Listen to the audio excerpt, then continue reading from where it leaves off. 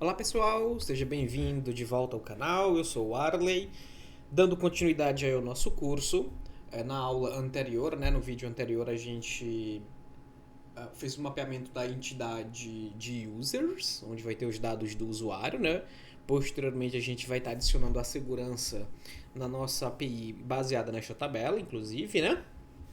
Para dar continuidade, a gente vai fazer o mapeamento agora da tabela posts, que é a nossa tabela de postagens, né? A gente pode acompanhar aqui no diagrama, que a gente tinha feito aqui a tabela de users, agora a gente vai para a de postagem, que essa aqui é a de posts, né?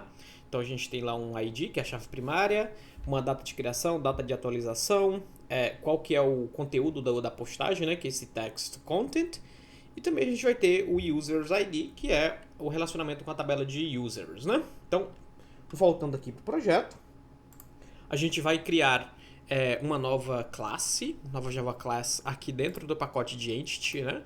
Então aqui, ó, em New Java Class, a gente vai criar uma classe chamada de Post.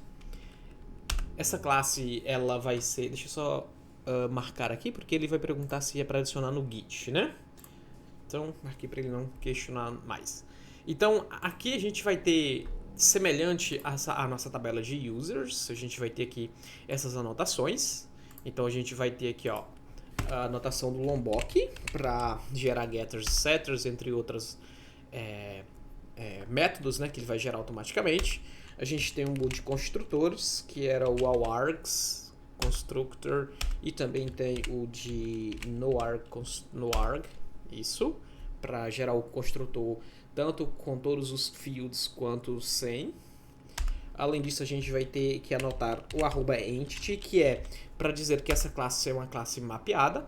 Observe que, mais uma vez, né, como eu mencionei no vídeo anterior, ele agora importa do Jakarta, não é mais do Javax como anteriormente. E além disso, a gente tem que adicionar também a anotação de table, que é para a gente dar um nome para a nossa tabela, já que o nome da nossa classe é post, e no nosso diagrama mostra que a gente tem uma tabela chamada de posts.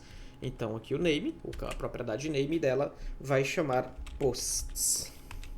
Além disso, a gente tem que informar qual que é o nosso esquema. A gente conversou sobre isso na aula anterior. E aí a gente tem o tshare. Então a gente tem aqui cadastrado lá no nosso banco de dados, informado no nosso banco de dados, o esquema se chama tshare. Então, se você não viu o vídeo, pode ver o vídeo de conectando ao banco, né? A gente fez essa criação neste vídeo. E aqui a gente vai precisar adicionar os campos. Só como a gente já explicou como funciona essa parte de chave primária, a sequence na aula anterior, para facilitar e não deixar o vídeo tão longo, a gente vai aproveitar aqui. Então vamos copiar aqui, vamos colar pelo menos o ID, e aí que eu só preciso trocar qual que é o nome da sequence, né? Então agora, em vez de users, a gente vai ter posts, que é o nome agora da nossa sequence. Então a gente pode copiar aqui para facilitar. Lembrando que o nosso esquema a gente tem que informar também na sequence, para ele criar a sequence corretamente. Altero aqui o nome da sequence, e aqui também eu preciso alterar, na verdade, nesses dois locais aqui. O outro a gente não precisa alterar. Beleza, salvei aqui. Voltando aqui no nosso diagrama, a gente tem basicamente aqui esses campos. Então a gente tem agora um create that, um update that, e o text content e o users ID. Beleza. Então aqui embaixo agora a gente vai adicionar o string, formar o private, né? Private string text content. Aqui a gente está utilizando vou colocar aí o text, né? Aqui a gente quer utilizar o mesmo padrão de nomes das tabelas, então a gente precisa informar aqui uma coluna chamada de column, para a gente informar aqui dentro no name, da mesma maneira que está aqui com o underline, né, que é o text content. Então a gente vai informar aqui, text underline content. Ok. Além disso, a gente tem, de acordo com o diagrama, mais 3 campos. É o create that, o update that. Então a gente vai inserir aqui, ó, um private, pode ser um date, que é o created at, e aqui a gente tem as anotações para ele gerenciar automaticamente, que é o @creation timestamp. Ele vai permitir a criação, o preenchimento deste campo automaticamente, sem precisar eu fazer o set manual dele, né? Então ele já preenche sozinho.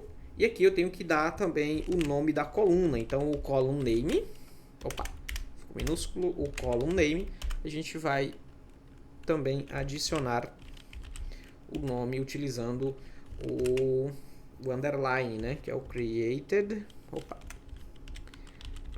at, para ficar no padrão. E agora a gente tem que adicionar basicamente a mesma informação aqui, porém pro updated at, que é a data de atualização. Esse date aparentemente ele não importou, então a gente vai importar ele aqui, ó, do Java útil, tá? Tem que ser do Java útil. Updated at. Mesma coisa que tem uma anotação para o updated timestamp, para ele fazer a inserção do dado automaticamente, o gerenciamento automaticamente do campo. E aí a gente também vai ter que adicionar a anotação column para configurar, né, setar o nome do campo corretamente utilizando o underline. Então column e aqui o name, e a gente tem que informar o nome updated at desta maneira. E por último, a gente precisa inserir um campo agora, que é o relacionamento com a tabela de usuários, né? Que é a tabela de users. Então a gente vai adicionar aqui, ó, um private, e a gente tem que criar um tipo de dado, né? Uma variável do tipo user, que é a nossa entidade, ó, user. Observe que dentro do Spring também tem classes e user, então tenha cuidado de qual pacote ele está importando. Ó, a primeira opção está importando do nosso package aqui, ó, onde está informando aqui o com. Começa lá no com.tecdev Brasil. Então, users, vamos dar um nome para ele de user. Na verdade, user, né, que é a nossa tabela. A gente precisa informar qual que é o tipo de relacionamento, né? Então vai ser o many-to-one. O many-to-one. Pois eu vou ter um post, ele tem apenas um usuário, porém um usuário tem muitos posts. Então eu tenho que colocar o many-to-one para ele entender o relacionamento, e além disso eu tenho que dizer qual que é a coluna que eles se relacionam, né? Então a coluna de relacionamento aqui eu tenho que informar através de uma anotação chamada de join column, e aí nessa join column eu digo aqui qual que é o nome da coluna. Então também aqui entre parênteses name, e aí a gente informa qual que é o nome da coluna. No nosso caso, a gente pode observar aqui no banco, ó, a chave estrangeira é users ID. Então users underline ID. Pronto, aqui a gente finaliza o nosso mapeamento. Vamos rodar o projeto para a gente ver se ele vai gerar a tabela direitinho, senão a gente não esqueceu de alguma coisa. Vamos aguardar aqui ele. Tá aqui, ó, o projeto subiu direitinho, e aí ele vai ter já criado lá no nosso banco de dados todos os dados. Vamos abrir aqui o nosso Postgre, né? O nome do pgadmin para a gente observar. Vou dar um pouquinho.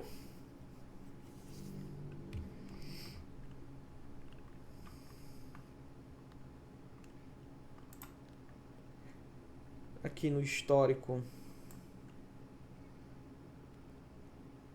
aqui no console, aparentemente ele não está mostrando que foi criado uma nova tabela. Eu acho que a gente tinha tirado nas configurações do projeto, né, nas configurações do Application Properties. Ó, o projeto, o bgadmin aqui startou. A gente vai abrir aqui. E aí, aqui no nosso esquema, lembrando que a gente está utilizando o esquema tshare, então a gente vem aqui nas tabelas, e aí nas tabelas agora já apareceu aqui a tabela de posts também. Então, ó, se eu expandir essa tabela aqui, a gente vai observar as colunas aqui. Então, aqui nas colunas já mostra pra gente o ID, a nossa campo de Create That, o campo de conteúdo, né? A de atualização e o Users ID. Então é isso, pessoal. No próximo vídeo a gente vai fazer o mapeamento de outra entidade de acordo com o nosso diagrama. Se você não viu os vídeos anteriores, acesse nossa playlist. Lá tem todos os vídeos aí desde a criação do projeto. E é isso. Até a próxima aula. Se inscreva no canal, ative o sininho para receber as notificações e acompanhar aí o desenvolvimento do curso. Até a próxima.